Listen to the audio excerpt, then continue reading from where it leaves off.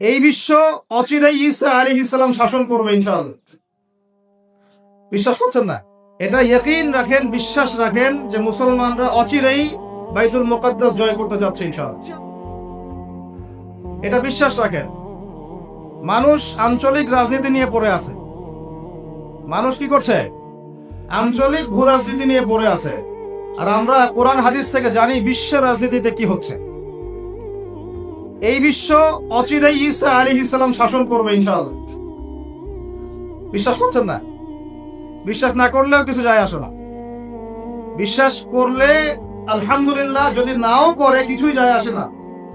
কারণ আমরা কোরআন এবং হাদিস থেকে 100% নিশ্চিত যে ইনশাআল্লাহ অতি সত্বর অচিরেই বাইতুল মুকাদ্দাস মুসলিমদের হাতে আসছে ইনশাআল্লাহ।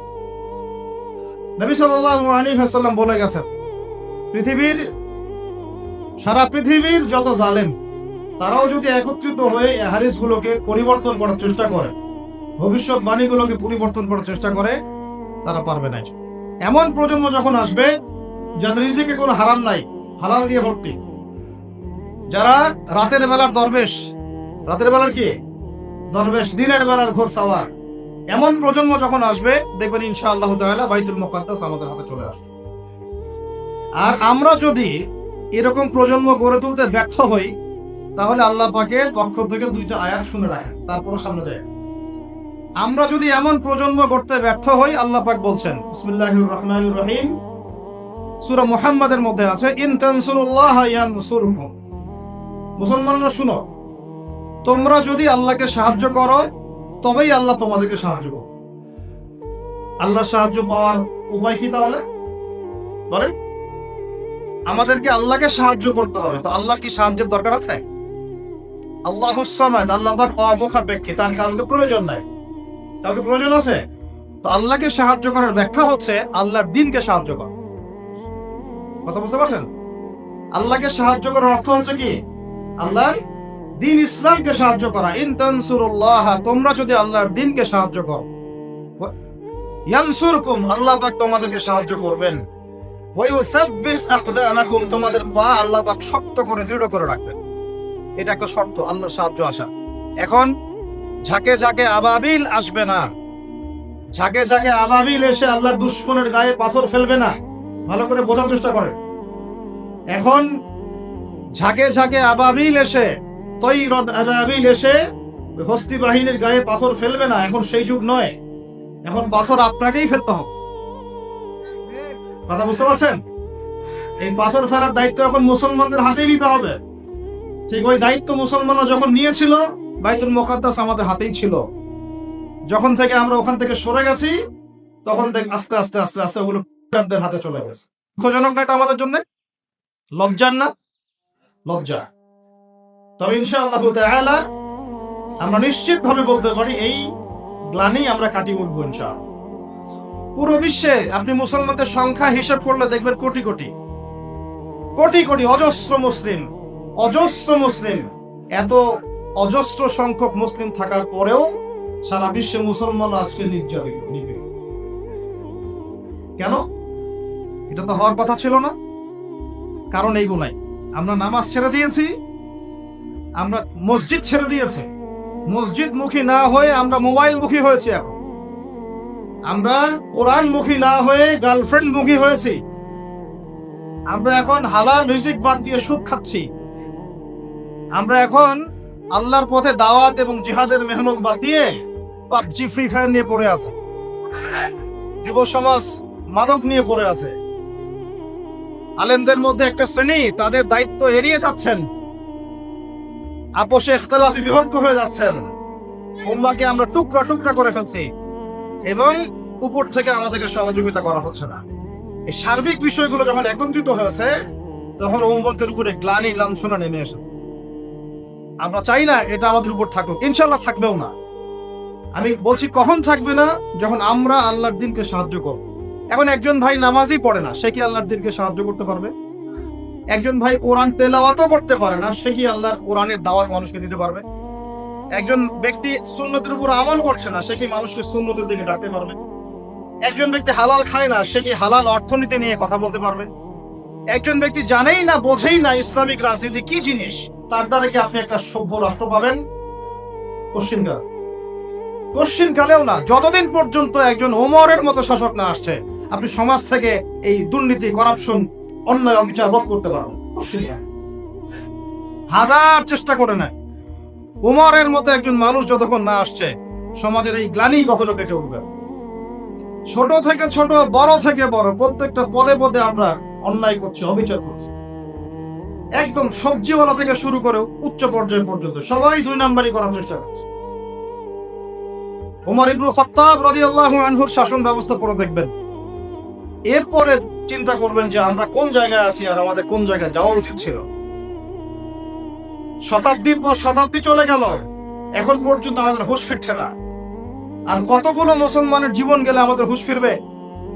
যেদিন আমার বাড়িতে বোম পড়বে ওই দিন হুঁশ ফিরবে, যেদিন আমার বাসায় এসে বোমটা পড়বে ওই দিন হুঁশ ফিরবে, চোখ খুলবে আমাদের।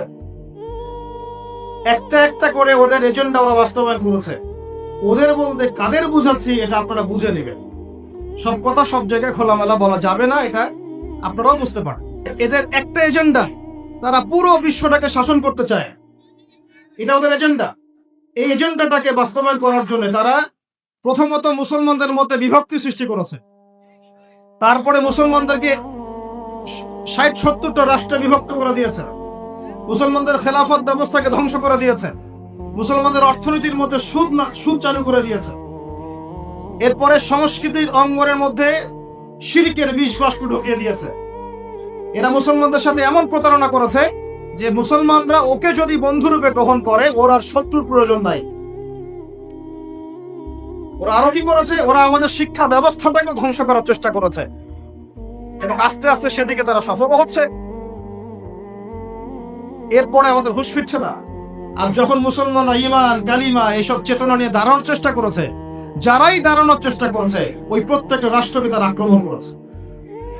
বিশ্বের বুকে তাকিয়ে দেখেন, একটা একটা করে নাম মেনশন করা যাবে। এরপরে আমরা পড়ে আছে আমাদের সেই ছোট চিন্তার মধ্য দিয়ে, ক্ষুদ্র চিন্তা নিয়ে, কে কোন দল করি আর কে কোন সংগঠন করি, কে কোন রাজনৈতিক দল করি, কে কোথায় হাত বাঁধি, কে আমিন জোরে বলি, কে আসতে বলি, এইগুলোই আমাদের আলোচনার বিষয় হয়ে গেছে। এখন পর্যন্ত বুঝতে পারলাম না যে আমরা সবাই মিলে একটা জাতি, একটা উম্মাহ। আমাদেরকে আল্লাহ দায়িত্ব দিয়েছেন, আল্লাহর জমিনে খেলাফতের দায়িত্ব। আল্লাহ পাক আদম আলাইহিস সালামকে এই জমিনে খলিফা করে পাঠিয়েছেন। নূহ আলাইহিস সালাম এই জমিনে আল্লাহর খলিফা ছিলেন, ইব্রাহিম খলিফা ছিলেন, মুসা খলিফা ছিলেন, দাউদ খলিফা ছিলেন, সুলাইমান খলিফা ছিলেন, ইউসুফ খলিফা ছিলেন, মুসা ঈসা খলিফা ছিলেন, মুহাম্মদ রাসূলুল্লাহ সাল্লাল্লাহু আলাইহি ওয়াসাল্লাম আল্লাহর খলিফা ছিলেন। এরপরে আবু বকর সিদ্দিক, ওমর, ওসমান, আলী তারা আল্লাহর খেলাফতের দায়িত্ব পালন করেছেন। তখন মুসলমানরা বীরের মতো মাথা উঁচু করে বেঁচেছিল। একজন মুসলমানের গায়ে হাত তুলবে আর একটা মুসলমান মেয়ের ইজ্জত নষ্ট করবে, এই দুঃসাহস দেখানোর সাহস পুরো বিশ্বের কোথাও ছিল না। আর আজকে আমাদের চোখের সামনে হাজার হাজার মুসলমানকে মেরে ফেললেও একটা টু শব্দ করার কোনো সুযোগ নেই আমার। যারা এগুলোর পক্ষে কথা বলে তাদেরকে সমাজে বিতর্কিত করা হচ্ছে এবং দাড়িটুপিওয়ালা কিছু মানুষ, তথাকথিত দাড়িটুপিওয়ালা কিছু মানুষ এই মানুষগুলোকে বিতর্কিত করার দায়িত্ব নিয়ে নিয়েছে। আমাদের গোপন কোনো এজেন্ডা নাই এবং আমাদের কারোর সাথে কোনো শত্রুতা নাই। আমাদের সবাই মিলে আমরা যারা আছি, আমাদের প্রশাসন, আমাদের সরকার, আমাদের আম জনতা, আমাদের মা, আমাদের বোন, আমাদের ভাই, সবাই আমরা এক উম্মাহ ইনশাআল্লাহ। আমরা সবাই মুসলমান, এটাই আমাদের পরিচয়। বাস এর ভিতরে কিছু মুনাফিক ঢুকে গেছে, ওদেরকে আপনারা সাইজ করবেন ইনশাআল্লাহ। আগে ইলম অর্জন করেন, বিশ্বের প্রেক্ষাপট বোঝার চেষ্টা করেন। আল্লাহ রাব্বুল আলামিন আমাদেরকে মহান দায়িত্ব দিয়ে পাঠিয়েছেন। এই দুনিয়াতে আমরা এই দাসত্বের শৃঙ্খলে আবদ্ধ হতে আসি নাই, আমরা মাথা উঁচু করে শাসন করতে এসেছি। না হলে আল্লাহ রাব্বুল আলামিনের কাছে আমাদেরকে কঠিন জবাব দিতে হবে। আরবের ওই মুনাফিকদের কথা বাদ দেন, আরবের চারপাশে যে মুনাফিকরা বসে আছে ওদের কথা বাদ দেন, ভুলে যান। এদের দ্বারা কোনো কাজ হবে না। এসব রাখেন নাটক তামাশা। ইনশাআল্লাহ আযজা ওয়া জাল এমন প্রজন্ম আমরা তৈরি করব ইনশাআল্লাহ, যেই প্রজন্মের প্রত্যেকটা ভাই আমাদের কোরআন তেলাওয়াত করতে পারে, প্রত্যেকটা বোন কোরআন তেলাওয়াত করতে পারে, প্রত্যেকটা ভাই নামাজি মাশাআল্লাহ, প্রত্যেকটা ছেলে হবে ইসমাইলের মতো, পিতা হবে ইব্রাহিমের মতো, মারা হবে হাজরা এবং সারার মতো ইনশাআল্লাহ। তাকবীর। ইনশাআল্লাহ জোরে বলেন ইনশাআল্লাহ। আমরা এমন প্রজন্ম গড়ব ইনশাআল্লাহ যে প্রজন্মের এক একটা ছেলে হবে ইসমাইলের মতো, এক একটা পিতা হবে ইব্রাহিমের মতো, এক একটা মা বোন হবে হাজারার মতো ইনশাআল্লাহ, সারা আলাইহিস সালামের মতো। আপনি 10টা বাচ্চা না নিয়ে একটা বাচ্চা নেন, ওই একটা বাচ্চাকে আপনি খালিদের মতো বড় করেন। একটা মেয়ে আপনি মানুষ করেন আয়েশা রাদিয়াল্লাহু আনহার মতো। একটা স্ত্রী নেন, আপনি একটা স্ত্রীকে আপনি খাদিজার মতো বানান ইনশাআল্লাহ। একটা প্রজন্ম আমাদেরকে গড়ে দেন। একজন দায়ী, একজন বক্তা, একজন আলেম, 10 জন আলেম, একটা সরকার কিচ্ছু করতে পারবে না যতক্ষণ না আপনারা পরিবর্তন হচ্ছেন। আপনাদেরকে পরিবর্তন হতে হবে। আমি এখানে জোরে গলায় কথা বলে গরম গরম বক্তব্য দিয়েও কিছু করতে পারবো না। আপনাদের সবাইকে পরিবর্তন হতে হবে, আমাদের সবাইকে পরিবর্তন হতে হবে। আজকে থেকেই 5 ওয়াক্ত নামাজি হয়ে যান, আল্লাহ তৌফিক দান করেন। কোরআন হাতে থাকবে সব সময়, যখনই সময় পাবেন কোরআন তেলাওয়াত করবেন। কোরআন আপনাকে আল্লাহর দিকে নিয়ে আসবে ইনশাআল্লাহ। সুন্নত থাকবে, চেহারা থেকে শুরু করে দাড়ি ছেড়ে দেন, টাকটুর উপরে কাপড় উঠান। রিজিকের মধ্যে হারাম থাকলে ছেড়ে দেন, সুদ থাকলে ছেড়ে দেন, ঘুষ থাকলে বাদ দেন। যদি কারো সম্পদ অন্যায়ভাবে নিয়ে থাকেন, আজকে তওবা করে সে সম্পদ ফিরাই দিয়ে আসেন। লজ্জার কিচ্ছু নাই, গিয়ে বলবেন ভাই আমি ভুল করেছিলাম, বুঝি নাই, জানি নাই, তোমার সম্পদ অন্যায়ভাবে নিয়েছে, ভাই তুমি নিয়ে নাও। আপনার মর্যাদা আল্লাহ বাড়াই দিবে ইনশাআল্লাহ। আল্লাহ আপনাকে আসমান থেকে বেহিসাব রিজিক দিবে ইনশাআল্লাহ। যে বোন পর্দা করছো না, আজকেই পর্দা ধরো ইনশাআল্লাহ। যারা পরিবারের প্রতি শিথিল, পরিবারের প্রতি কঠোর হন, আপনার সন্তানের প্রতি কঠোর হন, ভাইয়ের প্রতি কঠোর হন। দেখেন আপনার ভাই গোপনে জেনা করছে কিনা, মেয়েটা গোপনে জেনা করছে কিনা। এই ফ্রি মিক্সিং ত্যাগ করেন, ফ্রি মিক্সিং এর সংস্কৃতি ত্যাগ করেন, মোবাইলের সেলফির সংস্কৃতি ত্যাগ করেন, শোডাউন আইওয়াশ এগুলো বন্ধ করেন। কিছু করার চেষ্টা করেন আল্লাহর জন্য। আল্লাহ পাক সবাইকে তৌফিক দান করেন। যারা আমরা মাদ্রাসায় পড়ি, আমরা যেন মাদ্রাসায় যুক্ত যাওয়া আসা করি। আমাদের জীবনের উদ্দেশ্য যেন এমন না হয় যে একটা ইমামতি হলেই বাস কাম খালাস। না, একটা ইমামতির জন্য আল্লাহ আপনাকে সৃষ্টি করেন। একটা বই লিখেছি বাস অনেক কিছু হয়ে গেছে, একটা মাদ্রাসা প্রতিষ্ঠা করেছি বাস অনেক কিছু করে ফেলেছি, এমন ভাবে কখনো চিন্তা করবেন না। স্বপ্ন বড় করেন, লম্বা স্বপ্ন দেখেন, দীর্ঘ স্বপ্ন দেখেন, বাইতুল মুকাদ্দাস পর্যন্ত স্বপ্ন নিয়ে যান। আল্লাহ তৌফিক দান। আর আমরা কোনো বিচ্ছিন্ন জনগোষ্ঠী না, আমরা একা একা কখনো আইন হাতে তুলে নিব না, ঠিক আছে? আমরা একটা পুরো জাতি করবো ইনশাআল্লাহ। ওই জাতিগত ভাবে আমরা এগিয়ে যাবো ইনশাআল্লাহ। আল্লাহ পাক আমাদের প্রশাসনকে হেদায়েত দেন, সরকারকে হেদায়েত দেন, আম জনগণকে হেদায়েত দেন, মা বোনদেরকে হেদায়েত দেন, যুবক ভাইদেরকে হেদায়েত দেন। আর আমাদের এক একটা বাচ্চাকে আমরা আবু উবাইদার মতো বড় করবো ইনশাআল্লাহ। ইনশাআল্লাহ আল্লাহ রাব্বুল আলামিন আমাদেরকে বলছেন, ওয়াল আসর, হে মুমিনরা সময়ের কসম করে বলছি, আমি আল্লাহ সময়ের কসম করে বলছি। সময়ের কসম কি বুঝি ভাই? সময় আমাদের জীবনের সবচেয়ে ইম্পর্টেন্ট জিনিস। আল্লাহ পাক অহেতুক কোনো বিষয় শপথ করবেন না তো। আল্লাহ পাক যখন কোনো কিছুর কসম করেন, সবচেয়ে শ্রেষ্ঠ বিষয়ের কসম করেন। তাহলে আমাদের জীবনের সবচেয়ে শ্রেষ্ঠ বিষয় কি? আরো জন বলেন। এই সময়টা আপনি একটু ঠান্ডা মাথায় বাসায় গিয়ে চিন্তা করেন। আজকে আপনার মাই ওয়াজ করে গেছে, আমি একটু চিন্তা করি, আপনার আমার হায়াত সর্বোচ্চ হয়তো 60-70 বছর, আরো হয়তো আল্লাহ বাড়াই দিলে 100 বছর। এর বেশি গড়াইও আমাদের নাই, আছে? এখন আপনার বয়স কত? কারো 20, 25, 30, 40, 50, ঠিক না বেশি? এখন আপনি বাসায় গিয়ে চিন্তা করে দেখেন, যদি আমাদের হায়াত হয় 60 বছর, আল্লাহ আমাদেরকে যেন দীর্ঘ নেক হায়াত দারাজ করে না। আমি আমাদের ভাইদেরকে, বোনদেরকে, ওলামায়ে কেরামকে, আমাদের নেতাদেরকে, সবাইকে আল্লাহ পাক দীর্ঘ নেক হায়াত দারাজ করেন। এখন কথা হচ্ছে, যদি ধরে নেই যে আমাদের হায়াত 60 বছর, এখন আমার বয়স থেকে কিন্তু 30, 40, 50 বছর অলরেডি চলে গেছে। এখন চিন্তা করবেন যে এই সময় যেটা চলে গেল, এই সময়ের মধ্যে আমি কতটুকু নামাজ পড়েছি, কতটুকু রোজা রেখেছি, যাকাত দিয়েছি, কতটুকু হজ ফরজ হয়েছে করেছি কিনা, দিনের পথে আমার অবদান কি, দিনের পথে আমার অবদান কি, আল্লাহর দিনকে যে আল্লাহ সাহায্য করতে বললেন আমি কি করেছি। এই চিন্তাটুকু বাসায় গিয়ে করেন। এর সাথে এই চিন্তাটাও করেন যে এই 30, 40, 50 বছরে আমরা গুনাহ করলাম কতগুলো, কতদিন নামাজ পড়ি নাই, কতদিন রোজা রাখি নাই, কতদিন সুদ খাইলাম, কতগুলো মেয়ের সাথে আমার সম্পর্ক ভাই, কতগুলো ছেলের সাথে আমি টাঙ্কিবাজি করি, দেবর ভাবি, এখন দেবর ভাবি, তারপর শালিদুল্লাহ ভাই, পরকিয়া কত কি চলতেছে। এখন মানুষ লিঙ্গ পর্যন্ত পরিবর্তন করে, নাউজুবিল্লাহ।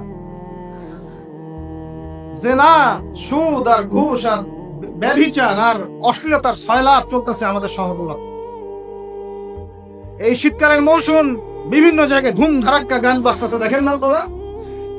শোনেন, যখন মানুষ বক ধার্মিক হয় তখন সমাজটা এরকম হয়।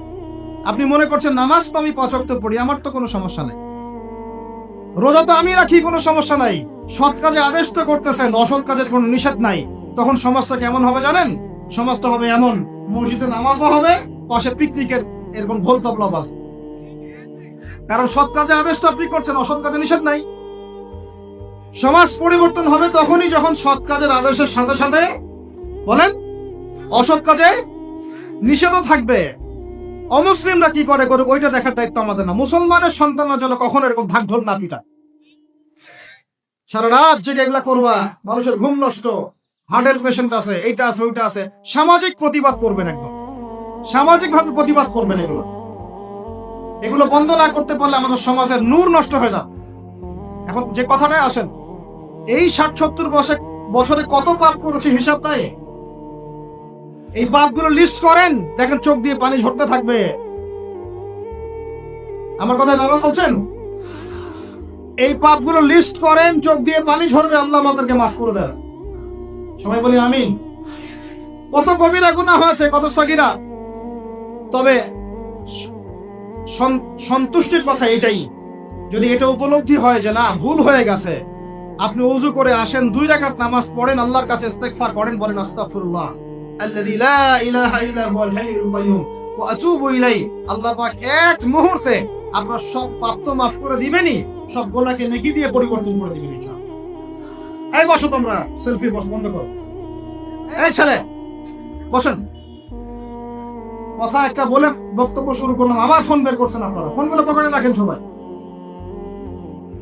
এখন শোনেন, সময়ের কসম বলতে আল্লাহ কি বুঝিয়েছেন ভাই আমার সাথে বলেন? সময়ের গুরুত্ব, সময়ের, আরো আসতে বলেন, সময়ের ওয়াল আসরি মানে সময়ের কসম, মানে সময়ের গুরুত্ব। আমাদেরকে সময়কে গুরুত্ব প্রদান করতে হবে। আল্লাহ পাক তৌফিক দান করেন। আজকে বাসায় কি করব? হায়াতের হিসাব নিব, কি করেছি এত বছরে, আর কি কি পাপ করেছি। পাপগুলোর কথা মনে পড়লে তওবা করে ফিরে আসবো ইনশাআল্লাহ। আল্লাহ পাক তৌফিক দান করেন। আর এখন বাকি সময় যতটুকু হায়াত আমাদের বাকি আছে, আমাদের কি কর্তব্য বলেন ভাই?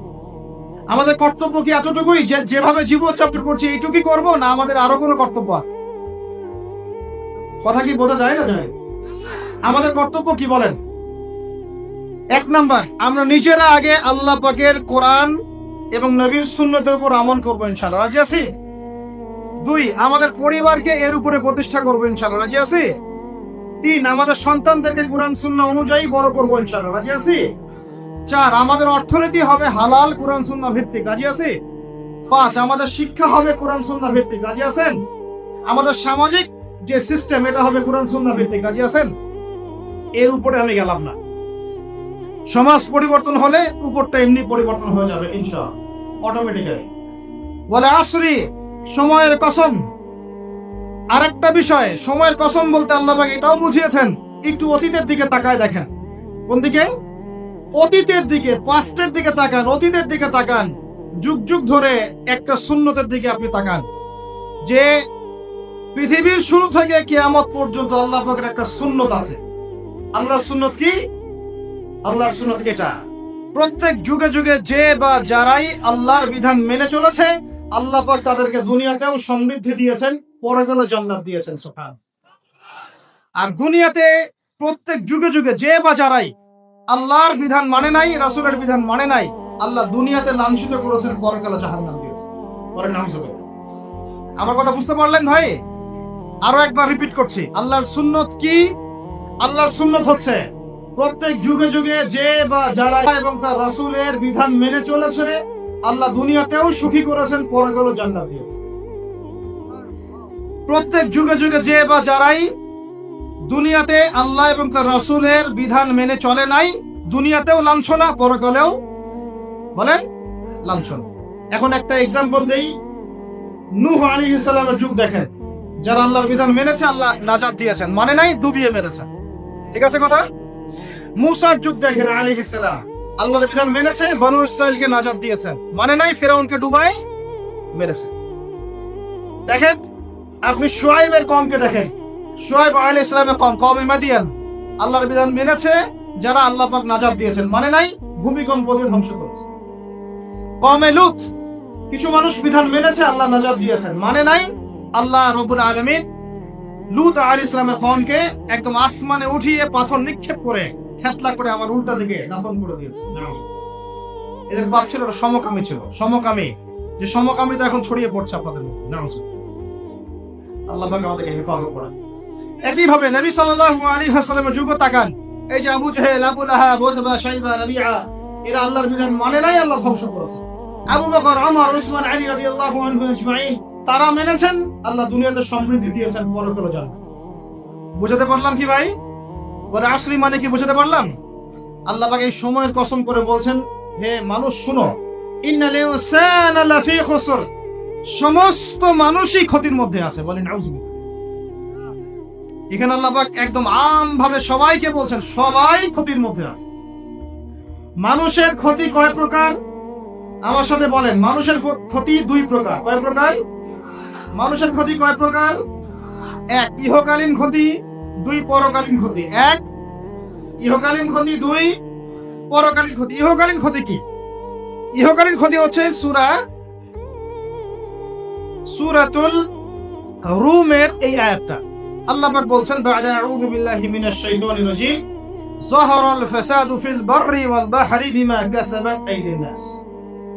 আল্লাহ পাক বলছেন, জলে মানে পানিতে, এবং স্থলে মানে এই যে জমিনে, জলে এবং স্থলে যত বিপর্যয়, অরাজকতা, এই যে আপনারা দেখছেন ফাসাদ, ফিতনা যে ছড়িয়ে পড়ছে, এগুলো মানুষের হাতের কামাই, মানুষের হাতের কামাই। বনভূমি উজাড় করেছে কে? জিন না মানুষ? বলেন। এই পরিবেশ নষ্ট করেছে কে? জিন না মানুষ? বলেন। খাবারে ভেজাল দিয়েছে কে? জিন না মানুষ? অর্থনীতির মধ্যে সুদ কে ঢুকিয়েছে? জিন না মানুষ? এই বেপরদামি, জেনা, মাদক কে ছড়িয়েছে? জিন না মানুষ? নামাজ কালাম ছেড়ে দিয়ে পাবজি, ফ্রি ফায়ার নিয়ে কে পড়ে আছে? জিন না মানুষ? বলেন। জিন না মানুষ? আল্লাহর বিধান বাদ দিয়ে শয়তানের বিধান চালু করেছে কে? জিন না মানুষ? যাহারাল ফাসাদু ফিল বাররি ওয়াল বাহরি বিমা কাসাবাত আইদিন নাস। জলে স্থলে যত বিপর্যয়, অরাজকতা, সমস্যা, এগুলো মানুষের হাতের কামাই। বলি নাউজুবিল্লাহ। আমরা যা করব তাই পাবো। আমরা যা করব তাই। মাদক খাচ্ছেন আপনি, আপনাকে ফল ভোগ করতে হবে। সুদ খাচ্ছেন আপনি, আপনাকেই ফল ভোগ করতে হবে। এই বেহায়ের মতো মেয়েরা চলছে, ওকেই দেখবেন ফল ভোগ করতে হবে। মেয়ের সাথে হারাম সম্পর্ক করছেন, আপনাকে ফল ভোগ করতে হবে।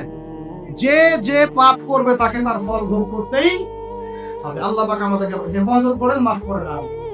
তাহলে মানুষের একটা ক্ষতি পেলাম, ইহকালীন ক্ষতি। কি ক্ষতি ভাই? আর দুই নাম্বার হচ্ছে পরকালীন ক্ষতি। পরকালীন ক্ষতি কেমন? এবার বোঝেন। এই যে আমরা নিশ্চিন্তে ঘুমাই, সারা জীবন 30, 40, 50 বছর নিশ্চিন্তে কাটাচ্ছি, কোনো ফিকির নাই, নিজের পরিবারের, সমাজের, রাষ্ট্রের, উম্মার কোনো ফিকির নাই, অথচ এই মানুষের সামনে অপেক্ষা করছে মৃত্যু। জি, আজকে থেকে 100 বছর পরে আমাদের মধ্যে কেউ থাকবে না পৃথিবীতে, এটাই সত্য। তারপরে আছে কবরের সওয়াল জবাব, তারপরে মিজান, ফুলসিরাত, পুনরুত্থান, জান্নাত, জাহান্নাম, এগুলো আমাদের সামনে অপেক্ষা করছে। আর সেই মানুষ নিশ্চিন্তে বসে বসে মেয়ের সাথে টাঙ্গি মার। সেই মানুষ বাইক নিয়ে একটা মেয়ে কিনে ঘুরছে। সেই মেয়ে একটা ছেলের সাথে চটপটি ফুচকা খায়। সেই লোক আল্লাহর বিধানকে সরাই দিয়ে শয়তানের বিধান চালু করা শুরু করে। সেই ব্যক্তি সুদ খাচ্ছে। সেই ব্যক্তি ট্রান্সজেন্ডার এই মতবাদ প্রমোট করতেছে। হ্যাঁ, সেই ব্যক্তি শিক্ষার মধ্যে ইসলাম ভিত্তিক বিষয় ঢুকাই দিল। অথচ এই মানুষের সামনে পরকাল অপেক্ষা করছে। একদম টেনে হিস্ট্রি আল্লাহ পাক সামনে নিয়ে দাঁড় করাবেন, দাঁড় করে জিজ্ঞাসা করবেন। তাহলে আমরা কত অপদার্থ, কত বোকা, আমরা কি বুঝতে পারছি ভাই? একটু বুঝতে পারছেন কি? আল্লাহ পাক সূরা আহজাবে এটাও কিন্তু বলেছেন যে ইন্নাল ইনসানা যালুমান জাহুলা। এর আগে আল্লাহ বলছেন ওয়ালাকাদ আরাদনা, আয়াতটা কি ভাই? ওয়ালাকাদ আরাদনা আলাল ইনসানি ওয়ালাকাদ আরাদনা আল আমানাতা আলাল ইনসান ওয়ালাকাদ আরাদনা আল আমানাতা আলাল, একটা বলেন না, খুব চমৎকার একটা আয়াত আছে। হাফেজ কে আছেন এখানে? কেউ হাফেজ নাই? ওয়ালাকাদ আরাদনা আল-আমানাতা আলা আস-সামাওয়াতি ওয়াল আরদি ওয়াল জিবাল, এই হচ্ছে তাই না? ঠিক আছে না? হ্যাঁ, ওয়ালাকাদ আরাদনা আল-আমানাতা আলা আস-সামাওয়াতি ওয়াল আরদি ওয়াল জিবাল ফাআবাইনা আন ইয়াহমিলনাহা ওয়া আশফাকনা মিনহা ফাহামালাহা আল-ইনসান। সুবহান, শুকরিয়া, আল্লাহ পাক মনে করাই দিয়েছে। আর একটা যদি না বলতে পারতাম মনের মধ্যে একটা অতৃপ্তি থেকে যায়। আল্লাহুম্মা লা ইলমা লানা ইল্লা মা আল্লামতানা ইন্নাকা আনতাল আলিমুল হাকীম। আয়াতের অর্থ শুনেন, মানুষ যে জালেম, জাহেল, আমরা যে অপদার্থ, আল্লাহ পাক কি বলছেন? আল্লাহ বলছেন ওয়ালাকাদ আরাদনাল আমানাতা আলা সামাওয়াতি ওয়াল আরদি ওয়াল জিবাল, আমি ইসলামের এই আমানত, শরীয়ত, কোরআন হাদিসের এই যে আমানতটা, এটা আসমান সমূহকে দিতে চেয়েছিলাম, তোমরা কি নিবা? আমি জমিনকে দিতে চেয়েছিলাম, তোমরা নিবা? আমি পাহাড়কে দিতে চেয়েছিলাম, তো আমানত কি নিবা? ফাআবাইনা, তারা বলেছে না, নিতে পারো। ওয়াশফাকনা মিনহা, তারা অক্ষমতা প্রদর্শন করেছে। ফাহামালাহা আল-ইনসান, মানুষ সেই আমানতটা কাঁধের মধ্যে বহন করেছে। আমরা সেই আমানত কি করেছি ভাই? কাঁধে বহন করেছি। আল্লাহ পাক বলেন ইন্নাল ইনসানা যালুমান জাহুলা, মানুষ কত জালেম, মানুষ কত জাহেল। আমাদের সামনে পরকালীন এই কঠিন জবাবদিহিতা অপেক্ষা করছে। এরপরে আমাদের জীবন যেমন পদ্ধতি দেখলে মনে হয় যে আমাদের মধ্যে আর গরু ছাগলের মতো কোনো পার্থক্য। কেন? গরু ছাগলের কাজ কি? খাবে, ইস্তেঞ্জা করবে আর সহবাস করবে, বাস। আমাদের এখন এই তিনটা কাজ। কি খাবো, আর কোন টাইলস ফিটিং বাসায় পায়খানা করব, আর কতগুলো বাচ্চা পয়দা করবো, এর বাইরে আমাদের চিন্তা কোথায়? আচ্ছা, এবার আসেন, সময়ের কসম বুঝতে পারলেন? ইন্নাল ইনসানা লাফি খুসর বুঝতে পারলেন? আচ্ছা, আল্লাহ পাক এবার আমাদেরকে বলছেন, আচ্ছা ঠিক আছে, 4টা গুণ অর্জন করো। কয়টা ভাই? একটু বসেন, সবর করেন, আমরা অনেক লম্বা আলোচনা করব না, আমরা বুঝতে পারছি রাত অনেক গভীর হচ্ছে, আমরা সংক্ষিপ্ত করবো ইনশাআল্লাহ। আমার সাথে বলেন, কয়টা গুণ অর্জন করব? আল্লাহ পাক বলছেন এই 4টা গুণ যারা অর্জন করবে তারা ওই ক্ষতি থেকে বেঁচে থাকবে ইনশাআল্লাহ। সুবহানাল্লাহ, দুনিয়াতেও তারা সফল হবে, পরকালেও সফল হবে ইনশাআল্লাহ। আল্লাহ বলছেন ইল্লাল্লাযীনা আমানু, তারা নয় যারা এক ঈমান এনেছে, তারা ক্ষতির মধ্যে নাই, যারা ঈমান এনেছে। 2 ওয়া আমিলুস সলিহাত, সৎ আমল সম্পাদন করেছে। কি আমল? সৎ আমল। তারপরে ওয়া তাওয়াসাউ বিল হক, পরস্পরকে সত্যের উপদেশ দিয়েছে। কিসের উপদেশ? সত্যের। 4 ওয়া তাওয়াসাউ বিস সবর, এবং পরস্পরকে ধৈর্যের উপদেশ দিয়েছে। কয়টা বললাম বলেন তো ভাই? আমার সাথে বলেন। 1 নাম্বার কি? যারা, আপনারা কি হাসি তামাশা করতে আসছেন এখানে? এটা ক্লাসের মতো মনে করেন, এটা একটা ক্লাসের মতো মনে করেন। ট্রেডিশনাল ওয়াজ মাহফিল বাদ দেন, ওই সুর, গল্প, কিচ্ছা কাহিনী বন্ধ করেন, কিছু শিখেন। 4টা গুণাবলী অর্জন করলে ক্ষতি থেকে বাঁচতে পারবো, অন্যথায় কোনো সুযোগ নাই। যত বড় ফকিহ হন, আলেম হন, মুহাদ্দিস হন, মুফাসসির হন, পলিটিক্যাল নেতা হন, কোনো লাভ নাই, কিচ্ছু হবে না পরকালে, একদম নাজাতের রাস্তা বন্ধ যদি 4টা গুণাবলী অর্জন না করতে পারি। কয়টা ভাই? 1 নাম্বার ইল্লাল্লাযীনা আমানু, যারা ঈমানদার হয়েছে। 1 নাম্বার কি? ঈমানদার হয়েছে, পাক্কা ঈমানদার হয়েছে। 2 নাম্বার ওয়া আমিলুস সলিহাত, সৎ আমল করেছে। কি আমল? ওয়া তাওয়াসাউ বিল হক, হকের দাওয়াত দিয়েছে। কিসের দাওয়াত? 4 নাম্বার ওয়া তাওয়াসাউ বিস সবর, ধৈর্যের দাওয়াত দিয়েছে, ধৈর্যের উপদেশ। কিসের উপদেশ? এটা কি শুধু একজন ব্যক্তির উপরে বর্তাবে আর সবার উপর দায়িত্ব? এই সূরায় কি শুধু আলেমদেরকে উদ্দেশ্য করা হচ্ছে? শুধু মুফাসসিরদেরকে, শুধু মুহাদ্দিসদেরকে, শুধু বক্তাদেরকে, নাকি সবাইকে? এই সবাই মিলে যখন এই 4টা গুণাবলী অর্জন করবেন, দেখবেন ইনশাআল্লাহ দুনিয়াতেও বিজয় আমাদের, পরকালে আমাদের ইনশাআল্লাহ। এবার একটু ব্যাখ্যা করে, সংক্ষিপ্ত করে। ঈমান মানে কি?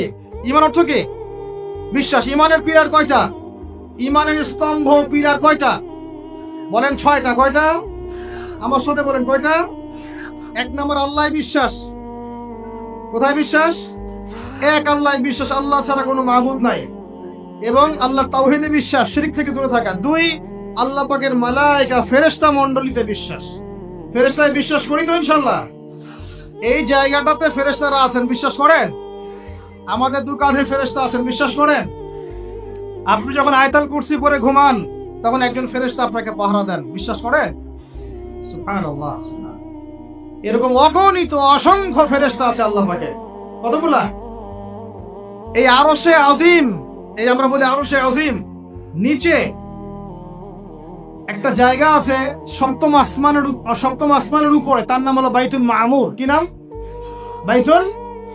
ওটা হচ্ছে একটা ফেরেশতাদের তাওয়াফ করার জায়গা। আমরা যেমন কাবা ঘরে তাওয়াফ করি না? করি না? কারা কারা করেছেন হাত তোলেন। মাশাআল্লাহ মাশাআল্লাহ, আল্লাহ পাক আরো বেশি করার তৌফিক দান করেন। আর যারা করে নাই তাদেরকেও তৌফিক দান করেন। আল্লাহ পাক সবাইকে হজ করার তৌফিক দান করেন। যেটা বলতে চাচ্ছিলাম যে আল্লাহ পাকের অগণিত ফেরেশতা আছেন, এই ফেরেশতাদের তাওয়াফের জন্য আল্লাহ পাক একটা ঘর বানিয়েছেন, তার নাম বাইতুল মামুর। কি নাম? তাই বাইতুল মামুরে যে ফেরেশতা একবার তাওয়াফ করে, কয়বার ভাই? সে আর কিয়ামত পর্যন্ত তাওয়াফের সুযোগ পাবে না। বলেন সুবহানাল্লাহি ওয়া বিহামদিহি সুবহানাল্লাহিল আযীম। তাহলে আপনি কি বুঝতে পারলেন আল্লাহর ফেরেশতার সংখ্যা কত? যে একবার তাওয়াফ করেছে সে কিয়ামত পর্যন্ত আর সুযোগ পাবে না। চিন্তা করা যায়। এখন ঈমানের পিলার কয়টা বললাম ভাই? 1 নাম্বার কিসে বিশ্বাস? আল্লাহয় বিশ্বাস করি তো নাকি? তা আল্লাহয় বিশ্বাস করলে যুবকরা এখন আত্মহত্যা করে কেন? বলেন, আল্লাহয় বিশ্বাস যদি করেন তাহলে রেজাল্ট খারাপ হলে আত্মহত্যা করেন কেন? আল্লাহ আপনার তাকদির লিখেন নাই? আল্লাহয় বিশ্বাস করলে আপনি চাকরি পাচ্ছেন না, হতাশ কেন? আল্লাহ যদি বিশ্বাস করবেনই তাহলে আপনি মেয়ের পিছনে জীবন নষ্ট করছেন কেন? আল্লাহতে যদি বিশ্বাস থাকেই তাহলে নামাজ নাই কেন? আল্লাহ যদি বিশ্বাস করেনি আলহামদুলিল্লাহ, তাহলে যাকাত দেন না কেন? তাহলে দ্বীনের জন্য কোনো ফিকির নাই কেন? দ্বীনি ইলম অর্জন কেন করেন না? কেন কোরআন তেলাওয়াত করা শেখেন না? কথাগুলো কি কষ্ট পাচ্ছেন? একটু পান, আমি দোয়া করি একটু যেন আপনি কষ্ট পান, এবং এই কষ্টটা যেন আপনাকে আল্লাহর দিকে নিয়ে আসে। এই কষ্টটাই যেন আপনাকে আল্লাহর দিকে নিয়ে আসে। আল্লাহ তৌফিক দান করেন, আমিন। সবসময় নরম ওয়াজে কাজ হয় না, সবসময় নরম কথা বলে কাজ হয় না। আমাদের কাছে আবু বকর রাদিয়াল্লাহু আনহুর সুন্নতও আছে, ওমর ইবনে খাত্তাবের সুন্নতও আছে। আল্লাহ পাক আমাদেরকে তৌফিক দান করেন, আমিন। তাহলে ভাই আল্লাহ বিশ্বাস করবো তো ইনশাআল্লাহ? তাহলে এক কথায় আল্লাহর কোনো হুকুম ছাড়া যাবে না। রাজি? আল্লাহ পাকের কোনো হুকুম হাকাম ছাড়বো না ইনশাআল্লাহ। রাজি আছেন? আল্লাহ তুমি কবুল করো, আমিন। 2, আল্লাহ পাকের ফেরেশতা মণ্ডলীতে বিশ্বাস করি তো ইনশাআল্লাহ? ফেরেশতায় বিশ্বাস করলে গোপন পাপ কিভাবে করতে পারি? ফেরেশতায় বিশ্বাস করলে বাথরুমে পাপ করেন কিভাবে? ফোনের মধ্যে পাপ করেন কিভাবে? গোপনে মেয়ের সাথে পাপ করেন কিভাবে? গোপনে পরকীয়া করেন কিভাবে? যদি আল্লাহকে আমরা আল্লাহর ফেরেশতার বিশ্বাস থাকেই, তাহলে আমাদের এই ফেরেশতারা লিখছে না সবকিছু? লিখছে না? আল্লাহ পাক আমাদেরকে বিশ্বাস করার মতো করার তৌফিক দান করেন। হাদিসে জিবরিল সহিহ মুসলিমে আছে এবং মিশকাতে আছে। হাদিসে জিবরিলের মধ্যে নবী সাল্লাল্লাহু আলাইহি ওয়াসাল্লাম বলেছেন, আন তা'বুদাল্লাহা কাআন্নাকা তারাহ ফাইন লাম তাকুন তারাহু ফাইন্নাহু ইয়ারা। শোনো মুসলমানরা, তুমি এমন ভাবে আল্লাহর ইবাদত করো যেন তুমি আল্লাহকে দেখছো, আর যদি তুমি আল্লাহকে দেখতে না পারো তাহলে জেনে রাখবা আল্লাহ তোমাকে দেখছেন। এই বিশ্বাসটার নাম হলো ইহসান। কি নাম? ইহসান। এই ইহসানের সাথে ইবাদত করলে আমাদের মধ্যে সবসময় আল্লাহ কনসিয়াসনেস থাকবে। আল্লাহর ফেরেশতারা লিখছেন, আল্লাহ দেখছেন। অতএব প্রকাশ্য গোপনে আমার দ্বারা পাপ করা সম্ভব না। এরপরে পাপ হতে পারে কি না? হতে পারে না? পারে না? যদি পাপ হয়ে যায় কি করবেন? হতাশ হয়ে যাবেন না। যতবার পাপ হবে 2 রাকাত নামাজ, যতবার পাপ হবে ওযু করে 2 রাকাত নামাজ, ইনশাআল্লাহ আল্লাহ পাক পাপ মাফ করে দিবেন। তাই বলে আল্লাহ পাকের এই দয়ার সুযোগ নিয়ে পাপ করতেই থাকবেন এমন, দয়ার সুযোগ নিয়ে পাপ করতেই থাকবেন এমনটা নয়। আল্লাহ পাক যেমন গফুর রহিম, আল্লাহ পাক তেমনি শাদীদুল ইকাব। আল্লাহ পাক যেমন রহমান রহিম, পরম করুণাময় অসীম দয়ালু, আল্লাহ পাক তেমনি কঠিন শাস্তিদাতাও বটে। ঠিক আছে? 2 নম্বর পিলার মালায়েকায় বিশ্বাস। 3 নম্বর ওয়া কুতুবিহি, আল্লাহ পাকের সমস্ত আসমানি কিতাবে বিশ্বাস করব। রাজি আছি তো ইনশাআল্লাহ? তাহলে কোরআন পড়া শিখবো তো ইনশাআল্লাহ? তেলাওয়াত, আরবি ভাষা, আরবি ব্যাকরণ, তাফসীর এতটুকু শিখতে হবে। আল্লাহ পাক তৌফিক দান করেন। ওয়া রুসুলিহি, আল্লাহ পাকের সমস্ত রাসূলে বিশ্বাস। করবো তো ইনশাআল্লাহ। আমরা কি শুধু নবী মুহাম্মদকে বিশ্বাস করি সাল্লাল্লাহু আলাইহি ওয়াসাল্লাম, না সমস্ত রাসূলকে বিশ্বাস করি? বলেন, কনসেপ্ট ক্লিয়ার করেন। আচ্ছা, আরেকটা কথা, আমাদের নবীজির পরে কি আরো নবী আসতে পারে? তো অনেক মানুষে বলছে যে গোলাম আহমেদ কাদিয়ানী নবী। বাংলাদেশে যে এগুলোর সংখ্যা দিন দিন বাড়ছে, তা আমাদের কোনো ভূমিকা নাই কেন? আমাদের কি মনে হয় যে আল্লাহ পাক আমাদেরকে ধরবে না? শোনেন, যাদের প্রত্যক্ষ মদদে আর পৃষ্ঠপোষকতায় বাংলার মাটিতে এগুলো ছড়াচ্ছে, আল্লাহ পাকে এক একজন জালেমের কঠিন হিসাব নেবেন। আর আমরা তো অজ্ঞ হলাম কিভাবে? ঈসাই মুসলিম আবার কি? মুসলমানদের মধ্যে কোনো ঈসাই মুসলিম বলে কোনো শব্দ নাই। আমাদের কালিমা স্পষ্ট, লা ইলাহা ইল্লাল্লাহ, আল্লাহ ছাড়া কোনো মাবুদ নাই, মুহাম্মাদুর রাসূলুল্লাহ, মুহাম্মদ সাল্লাল্লাহু আলাইহি ওয়াসাল্লাম আল্লাহ পাকের সর্বশেষ নবী। তারপর লা নবিয়্যা বাদা, তারপরে কোনো নবী আসবে না। হ্যাঁ, ঈসা ইবনে মারইয়াম আসবেন। তিনি আসবেন কখন? দাজ্জালকে হত্যা করার জন্য। নবী হিসেবে নন, তিনি আসবেন কি হিসেবে? উম্মাহ হিসেবে। আল্লাহ রাব্বুল আলামিন আমাদের একদম আকীদা পরিষ্কার করে রাখেন সব। আর এই ধরনের দাওয়াত যদি দিতে কেউ আসে, একটা চল লাগাই দিবেন ভাই। তারপর কি হবে দেখা যাবে। একদম কষে থাপ্পড় লাগাই দিবেন। মুহাম্মদ সাল্লাল্লাহু আলাইহি ওয়াসাল্লামের উম্মত হয়ে থাকলে এদেরকে একদম সুযোগ দিবেন না আপনি। আমার নবী পরেও নবী আসবে এমন মতবাদ প্রচার করতেছে না। ওলামায়ে কেরাম বাংলা জমিনে থাকতে এটা কখনো সম্ভব হবে না ইনশাআল্লাহ। এদের যত পণ্য আছে, এগুলো একটা পণ্য ব্যবহার করবেন না কখনো। লিস্ট করে দেখবেন কোন কোন পণ্য এদের। আমি এগুলো বলতে চাচ্ছি না পাবলিকলি। সচেতন হন। ঈমান কোন দিক দিয়ে বের হয়ে চলে গেল, আল্লাহ পাক আমাদেরকে মাফ করেন।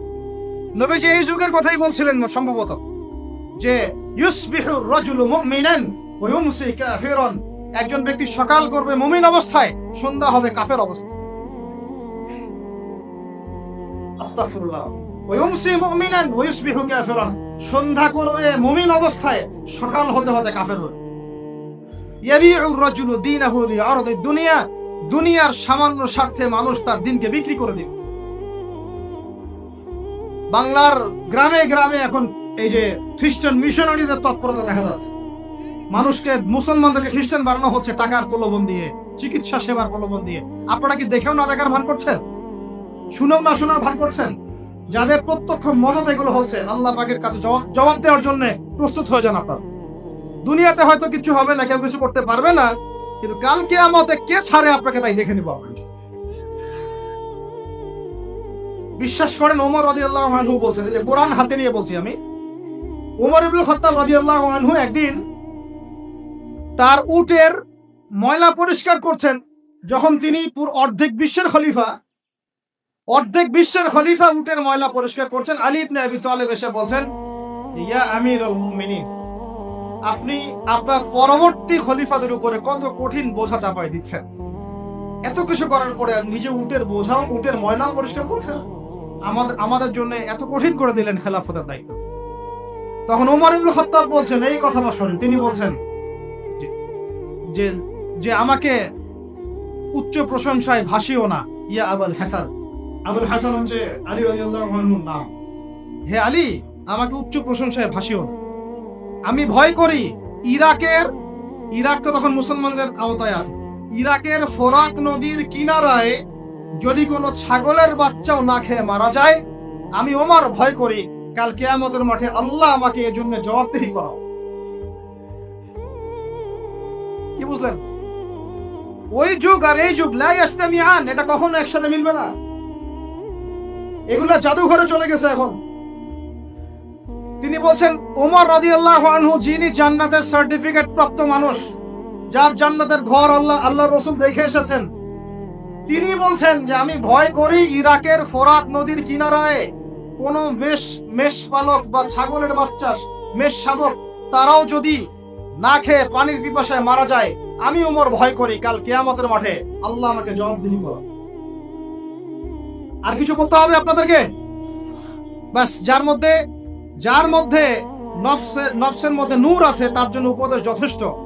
ফাযাক্কির ইন্নামা আনতা মুযাক্কির, তুমি উপদেশ দাও, তুমি শুধু উপদেশ দাতা। লাস্তা আলাইহিম বিমুসাইতির, তুমি কারো প্রতি দারোগা নও। ফাযাক্কির ইন নাফাআতি যিকরা, যদি উপদেশ কাজে আসে উপদেশ দিয়ে যাও। সায়াযাক্কারু মান ইয়াখশা, যে আল্লাহকে ভয় করে সে ইনশাআল্লাহ অতি শীঘ্রই লাইনে চলে আসবে আল্লাহকে ভয়। বাস আমাদের কাজ এতটুকুই, এর বেশি আমাদের কোনো দায়িত্ব নাই। এখন শোনেন, যে কথা বলতে এতদূর চলে আসলাম, মুহাম্মদ সাল্লাল্লাহু আলাইহি ওয়াসাল্লামের পরে আর কোন নবী আছে? আকীদা স্পষ্ট থাকবে তো ইনশাআল্লাহ।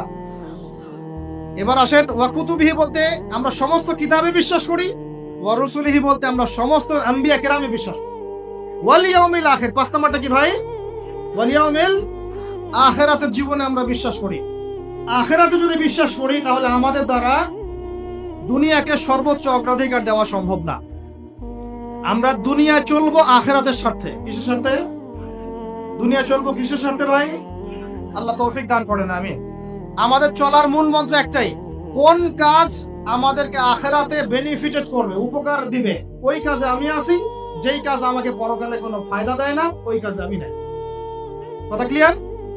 যেই কাজ আমাকে আখিরাতে কি দিবে, ফায়দা দিবে, সেই কাজে আমি আসি। যেই কাজ ফায়দা দিবে না, সেই কাজে কি? তো এখন গার্লফ্রেন্ড ফায়দা দিবে? সুদ ফায়দা দিবে? বলেন। অন্যের সম্পদ আত্মসাৎ করা ফায়দা দিবে? জুলুম করলে ফায়দা দিবে? বুঝবেন, আল্লাহ পাক বোঝার তৌফিক দান করেন, আমিন। 6 নম্বরটা হচ্ছে ওয়া আন তুমিনা বিল কদরি খাইরি ওয়া শাররি, তাকদীর বা ভালো মন্দের এই ফয়সালার প্রতি, আল্লাহর পক্ষ থেকে ফয়সালার প্রতি তুমি বিশ্বাস করবে। এই 6টা হলো পিলার। 6 নম্বর পিলারটা কি ভাই? তাকদীর বা ভাগ্যে বিশ্বাস করা, করি কিনা? এইখানে আপনাদের সাথে আমার কথা, তাকদীর বা ভাগ্যে বিশ্বাস করলে রিজিক নিয়ে এত পেরেশান হওয়ার কিছু নাই।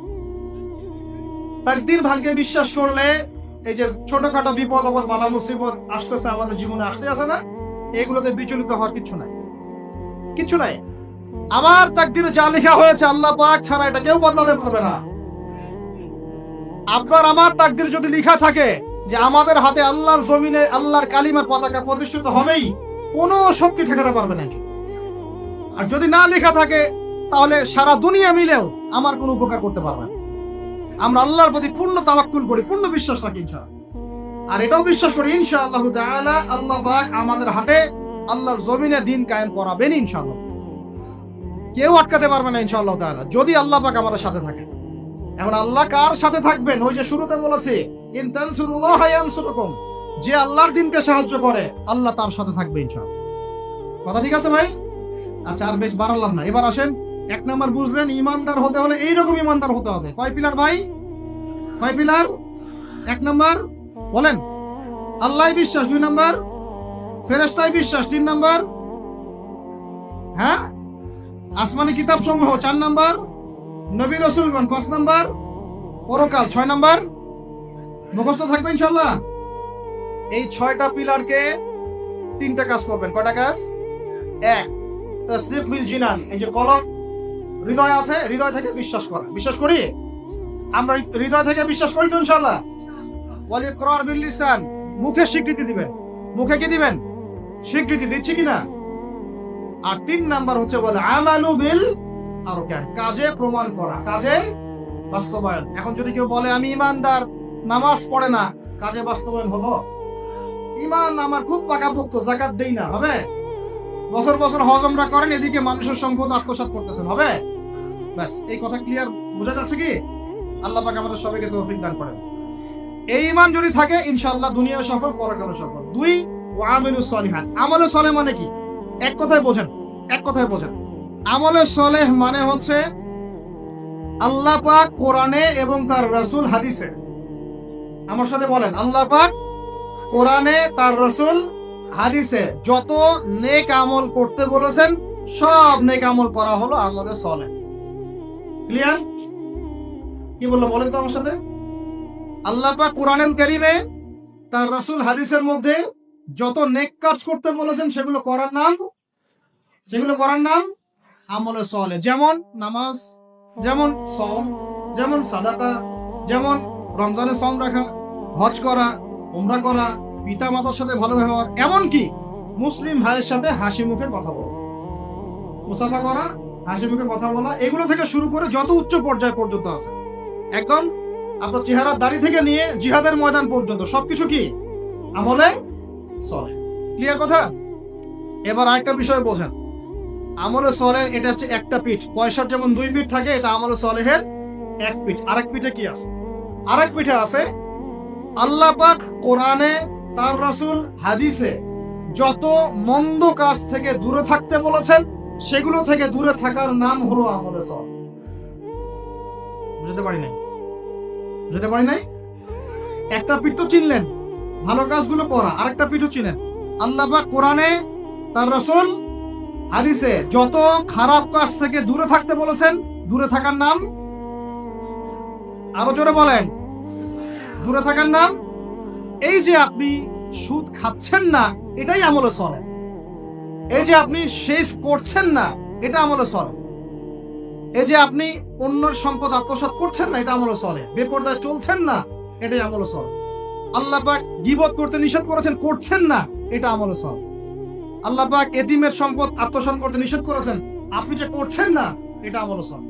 আল্লাহ বলছেন লা তাকরাবু জিনা, জিনার কাছে যেও না, কাছেও যেও না, আপনি যে যাচ্ছেন না, এটা আমলে সলেহ। মানে ভালো কাজগুলো করার নাম যেমন আমলে সলেহ, খারাপ থেকে দূরে থাকার নাম কি? ক্লিয়ার কথা? তাহলে 1 নাম্বার ঈমান বুঝতে পারলেন, আমলে সলেহ বুঝতে পারলেন। 3 নাম্বার ওয়াতাওয়াসাউ বিল হকের দাওয়াত দেওয়া। হকের, আর হকটা কি ভাই? হক মানে কি? কে বলতে পারবেন? হক মানে কি? হকের দাওয়াত দিতে বলেছেন আল্লাহ পাক। হকটা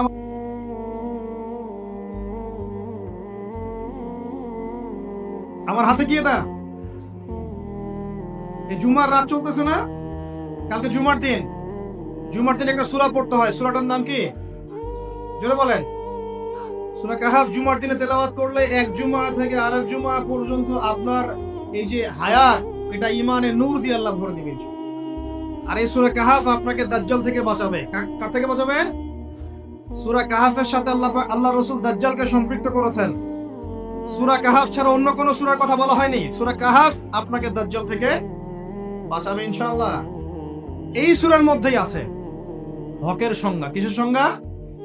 এই সূরার মধ্যে 29 নম্বর আয়াতে আপনি পাবেন আল্লাহ রাব্বুল আলামিন বলছেন ওয়াকুলিল হাক্কু মির রাব্বিকুম, সুবহানাল্লাহ, ওয়াকুলিল হাক্কু মির রাব্বিকুম ফামান শাআ ফালইউমিন ওয়া মান শাআ ফালইয়াকফুর। হে মুমিন মুসলমান শোনো, হক সত্য সেটাই যা তোমার রবের পক্ষ থেকে নাজিল হয়। হকের সংজ্ঞা বুঝতে পারলাম? হক বা সত্য সেটাই যা তোমার রবের পক্ষ থেকে নাজিল হয়। এখন আমাকে বলেন আল্লাহর পক্ষ থেকে কি নাজিল হয়েছে বলেন? আচ্ছা, যখন তাওরাত নাজিল হয়েছিল ওটা কি হক ছিল না বাতিল ছিল? হক ছিল। জাবুর হক ছিল। তারপর ইনজিল, সর্বশেষ যে কোরআন নাজিল হলো এটা কি হলো তাহলে? এখন কোরআনের ব্যাখ্যায় হাদিস আছে না নাই? হাদিস আছে না নাই? নাকি শুধু কোরআন মানলেই হবে, হাদিস মানার দরকার নাই? এরকমও তো দল আছে আমাদের দেশে, আছে না? খবরদার এসব এই ফিতনায় পা দিবেন না। ওয়ামা ইয়ানতিকু আনিল হাওয়া, আল্লাহ বলেন আল্লাহর নবী নিজের মন গড়া কোনো কথা বলতেন না। ইন হুয়া ইল্লা ওয়াহয়ু ইউহা, তিনি শুধু সেই কথাই বলতেন যা তার কাছে ওহী করা হয়েছে। হাদিসের কথাগুলো এগুলো আল্লাহর পক্ষ থেকে আসা, নবী সাল্লাল্লাহু আলাইহি ওয়াসাল্লাম তার জবানে বলেছেন। সুবহানাল্লাহ। এখন এই কোরআন এবং হাদিস হলো হকের মানদণ্ড। তাহলে কোরআন হাদিসের সাথে যা মিলবে তা আমি নিব, যা মিলবে না তা নিব। আবার বলি, কোরআন হাদিসের সাথে যা মিলবে তা আমি নিব, যা মিলবে না তা আমি নিব না। বাস, যা মিলবে তাই নিবেন। যার কথাই কোরআন সুন্নাহর সাথে মিলবে আপনি নিবেন, মিলছে না নিবেন। আমার কোনো কথা যদি দেখেন কোরআন সুন্নাহর সাথে মেলে নাই, ওটা দেওয়ালে ছুঁড়ে ফেলে দিন, কোনো দরকার হতেই পারে। মানুষের সব কথাই যে একদম 100% পারফেক্ট হবে নট নেসেসারি, ভুল হতে পারে। যদি দেখা যায় কোরআন সুন্নাহর সাথে মেলে নাই, ছুঁড়ে ফেলে দিন। যেটা মিলেছে অবশ্যই নিতে হবে। এখন হকের মানদণ্ড কি পেলাম বলেন? হকের মানদণ্ড কি? কোরআন এবং এই হকের দাওয়াত আল্লাহ পাক দিতে বলছেন। এই হকের দাওয়াত দেওয়ার দায়িত্ব কি শুধু একা আমার, একা এই যে আলেম ওলামায়ে কেরামের, নাকি আমাদের সবার? দাওয়াতের মেহনত আপনি করবেন অবশ্যই, কিন্তু ইখতিলাফি মাসআলা, ফিকহি মাসআলা, গভীর যে বিষয়গুলো, এগুলো নিয়ে আপনি কথা বলবেন। যেমন নামাজের দাওয়াত আপনি দিতে পারেন কি না? নিজে নামাজ পড়েন, একটা বন্ধুকে নামাজের দাওয়াত দিতে পারেন। নিজে রোজা রাখেন, মানুষকে রোজার দাওয়াত দেন। নিজে পর্দা করেন, আরেক বোনকে পর্দার দাওয়াত দেন। কিন্তু আপনি ফিকহি ইখতিলাফি মাসআলার পার্থক্য বুঝেন, অনেক গভীর, এগুলো নিয়ে সমাজে ফাসাদ সৃষ্টি করতে যান। ফিকহি মাসআলার হাত বাঁধার, আমিনের, রফল ইয়াদাইনের, জোরে আমিন, আস্তে আমিন, তারাবি, এটা ওইটা অনেক যে ব্যাপারগুলো আছে, এগুলো ফিকহি ইখতিলাফি মাসআলা, যেগুলোর গভীর জ্ঞান অর্জন না করা পর্যন্ত কেউ ইজতিহাদ করতে পারে না। এই জন্য ওলামায়ে কেরামের কাছে আমরা যাই, ওলামায়ে কেরাম যেটা ফতোয়া দেন সেটা আমরা গ্রহণ করি। আমরা ওলামায়ে কেরামের সোহবত থেকে দিন শিখবো ইনশাআল্লাহ। কথা ঠিক আছে ভাই? একা একা দিন শিখবেন না, ওলামায়ে কেরামের সাথে পরামর্শ করে সোহবত থেকে দিন শিখবেন। আর হকপন্থী ওলামায়ে কেরাম আর বাতিলপন্থী ওলামায়ে কেরাম কারা, এটা তো স্পষ্ট হয়ে যাচ্ছে। মুহাক্কিক আলেমদের সাথে পরামর্শ করে দিন পালন করবেন, আল্লাহ পাক তৌফিক দান করবেন।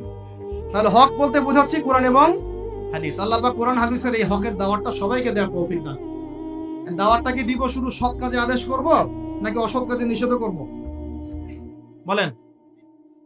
আচ্ছা, এইটা মূলনীতি দাওয়াতের। শোনেন, এই কথাটা ভালো করে শোনেন। আল্লাহর নবী সাল্লাল্লাহু আলাইহি ওয়াসাল্লামের চেয়ে ভদ্র কোনো মানুষ ছিল? আসবে? আসছিল কখনো? নম্র, সভ্য, ভদ্র কোনো মানুষ পৃথিবীতে কখনো আসছে তার চাইতে? আসবে? এখন আমাকে বলেন তো, তাহলে তাকে মাইর খাইতে হলো কেন? ভদ্র মানুষ, নম্র মানুষ, মানুষের ভালো চান, এতিমের পাশে দাঁড়ান, বিধবার পাশে দাঁড়ান, কোনোদিন কাউকে একটা গায়ে টাচ করেন নাই, কটু কথা বলেন নাই, কখনো মিথ্যা কথা বলেন নাই। আল আমিন। এই মানুষটাকে মানুষ 15 বার হত্যা করার চেষ্টা করেছে। কতবার? 15 বার আল্লাহর নবীকে হত্যা করার চেষ্টা করেছে। তার দাঁত মানুষ মেরে ভেঙে দিয়েছে, তার পা মচকে দিয়েছে, তারপরে তার মাথার মধ্যে আঘাত করেছে, কড়া ঢুকে গেছে উহুদের যুদ্ধের দিন। পিঠের মধ্যে উটের নাড়ি ভুঁড়ি চাপিয়ে দিয়েছে, দড়ি দিয়ে ফাঁস দেওয়ার চেষ্টা করেছে। তো এই কাজগুলো রাহমাতুল লিল আলামিন নবী মুহাম্মদ সাল্লাল্লাহু আলাইহি ওয়াসাল্লামের ক্ষেত্রে কেন হলো? তিনি যদি সৎ কাজে আদেশ করতেন শুধু, তাহলে সমাজের মানুষ তাকে মাথায় তুলে না। যখন থেকে তিনি সৎ কাজে আদেশের সাথে অন্যায়ের নিষেধগুলো করা শুরু করেছেন, তখন থেকেই সমাজের অন্যায়কারীরা তার শত্রু হয়ে গেছে। কথা কি বোঝা যায় না? যায় না? আল্লাহ পাক আয়াত নাযিল করলেন, কুল ইয়া আইয়ুহাল কাফিরুন, বলো হে কাফের, লা আ'বুদু মা তা'বুদুন, তোমরা যার ইবাদত করো আমি তার ইবাদত করি না। ওয়ালা আনতুম আ'বিদুনা মা আ'বুদু ওয়ালা আনা আ'বিদু মা আ'বাদতুম ওয়ালা আনতুম আ'বিদুনা মা আ'বুদু লাকুম দীনুকুম ওয়ালিয়া, তোমাদের দিন তোমাদের, আমার দিন আমার। এখন আমরা কি করছি জানেন? সমাজে আমরা সত্য মিথ্যা, হক বাতিল, নোংরা পরিষ্কার সব একসাথে করার চেষ্টা করছি। এটা হবে না কখনো। সত্য মিথ্যা, ন্যায় অন্যায় আলাদা হয়ে যাবে ইনশাআল্লাহ, হক বাতিল পার্থক্য হয়ে যাবে ইনশাআল্লাহ। এটাই ইসলাম। অতএব সৎ কাজে আদেশের সাথে সাথে অসৎ কাজে নিষেধও থাকতে হবে। আল্লাহ পাক তৌফিক দান করেন, আমিন। এটা হলো হকের দাওয়াত। 3, 4 ওয়াতাওয়াসাউ বিস-সাবর, ধৈর্যের উপদেশ। তো এখন আমাকে উত্তর দেন দেখি, হকের সাথে ধৈর্যের সম্পর্ক কি? বলেন, কে বলতে পারবেন? হকের দাওয়াতের সাথে ধৈর্যের কি সম্পর্ক? হ্যাঁ, মাশাআল্লাহ, ভেরি গুড। যখন হকের দাওয়াত দিবেন, সুরসুরি মার্কা দাওয়াত না, গোলালু মার্কা দাওয়াত না যে সব তরকারি দিয়ে চলে, এমন না। যখন সত্য মিথ্যা স্পষ্ট করবেন আপনি, তখন চতুর্দিক থেকে আপনার কাছে বাধা আসবে। কথা বুঝতে পারছেন? প্রথম বাধা আসবে আপনার পরিবার থেকে। কি থেকে? পরিবার, তারপর সমাজ, তারপর আসবে এক শ্রেণীর ধর্মীয় অঙ্গনের এক শ্রেণীর মানুষ থেকে আপনার বাধা আসবে। আর সর্বশেষ বাধা আসবে আপনার একদম বিশ্ব শক্তি, পরাশক্তি থেকে। কথা বুঝতে পারছেন? এই 4টা ধাপে বাধা আসে মানুষের জীবন। প্রথম বাধা আসে পরিবার থেকে, তারপর সমাজ, তারপর ধর্মনেতা, তারপর আস্তে আস্তে দেখবেন ওই বিশ্ব নেতা থেকে বাধা আসে। আল্লাহর নবীর ক্ষেত্রেও তাই হয়েছে, আর নবী ইব্রাহিমের ক্ষেত্রেও তাই হয়েছে আলাইহিম আসসালাম। প্রত্যেক নবীর জীবনেই তাই হয়েছে। যারা হকপন্থী তাদের প্রত্যেকের জীবনে তাই হবে, এটাই সুন্নাত। এর বাইরে যদি কিছু হয়, বুঝে নিতে হবে যে আমরা হকের উপর নাই।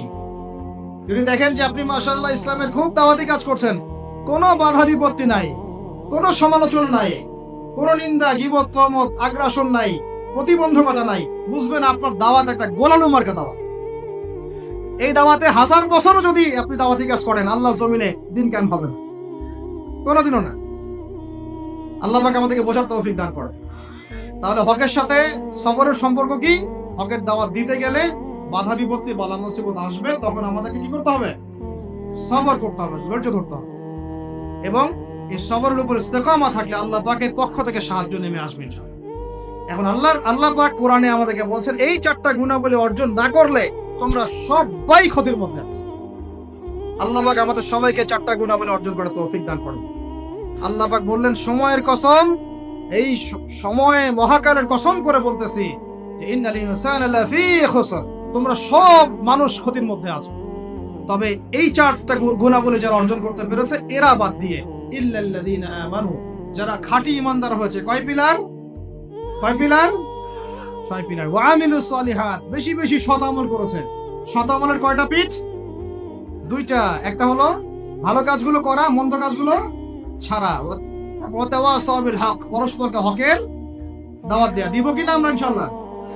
এখানেও 2 সূরত। কয় সূরত? একটা সৎ কাজে আদেশ, একটা অসৎ কাজে নিষেধ। আরেকটা হলো ওয়া তাওয়াসাউ বিস সবর, এবং ধৈর্য ধরবো। বাধা বিপত্তি আসবে, বাধা বিপত্তি বালা মুসিবত আসবে, হকের পথে নামেন, আপনিও ফেস করবেন। এই সময় আমরা কি করব? হতাশ হয়ে যাব? হাত গুটে বসে থাকবো? সবর, ধৈর্য ধরবো। ধৈর্যের ব্যাখ্যা আবার এটা না যে একদম হাত গুটে বসে থাকবো, দেখি কবে পরিবর্তন হয়, তারপরে মাঠে নামবো, এমন না। বরং পরিবেশ পরিস্থিতি পরিবর্তন করার চেষ্টা করার নাম ধৈর্য। কথা বুঝতে পারছেন ভাই? এই জাহেলিয়াত দূর করার যে মেহনত, এই মেহনতটা করার নাম হলো ধৈর্য। এই ধৈর্যের অনেক সূরত হয়, এটা ইনশাআল্লাহ আরেকদিন সবর নিয়ে আলোচনা হবে। আল্লাহ পাক আমাদের সবাইকে সবর করার তৌফিক দান করেন। সবরের দৃষ্টান্ত রেখে গেছেন স্বয়ং নবী মুহাম্মদ সাল্লাল্লাহু আলাইহি ওয়াসাল্লাম। 23 বছর তিনি নববী, এই নবুয়তের জীবন, তার সিরাত গ্রন্থ পড়ে দেখেন, আর রাহিকুল মাখতুম পড়েন, রাহমাতুল লিল আলামিন পড়েন, নবী মুস্তাফা পড়েন, তারপরে আপনার আর অনেক কিতাব আছে, সিরাতে মুস্তাফা পড়েন, সিরাত বিশ্বকোষ পড়ে দেখেন, দেখবেন তার জীবনের প্রত্যেক পদে পদে সবর আর ধৈর্য, সবর আর ধৈর্য। আল্লাহ রাব্বুল আলামিন আমাদের সবাইকে এই 4টা গুণাবলী অর্জন করার তৌফিক দান করুন বলে আমিন। প্রিয় মুসলিম ভাইরা, আমরা শেষ অংশে চলে আসছি। আমরা সবাই এখন একটু দোয়া করি, আল্লাহ রাব্বুল আলামিন আমাদের সবাইকে যেন দ্বীনের জন্য কবুল করেন। আল্লাহ পাক আমাদের সবাইকে যেন এমন প্রজন্ম গড়ে তোলার তৌফিক দেন, যেই প্রজন্ম আগামীতে বাইতুল মুকাদ্দাস জয় করবে ইনশাআল্লাহ। আল্লাহ পাক আমাদের সবাইকে সময়কে কাজে লাগানোর তৌফিক দান করেন, প্রকৃত ঈমানদার হওয়ার তৌফিক দান করেন, বেশি বেশি আমল সালেহ করার তৌফিক দান করেন, হকের পথে আমাদেরকে দাওয়াতের মেহনতে অংশ নেওয়ার তৌফিক দান করেন, এবং সবর করার তৌফিক আল্লাহ পাক আমাদেরকে দান করেন। আকুলু কওলি হাযা আস্তাগফিরুল্লাহ লি ওয়া লাকুম ওয়া লিসাইরিল মুসলিমিন। বারাকাল্লাহু লানা ওয়া লাকুম বিল আয়াতিল হাকীম। ইন্নাহু তাআলা জাওয়াদুন কারীম মুবার রাউফুর রহিম। সুবহানাকাল্লাহুম্মা ওয়া বিহামদিকা আশহাদু আন লা ইলাহা ইল্লা আনতা আস্তাগফিরুকা ওয়া আতুবু ইলাইক।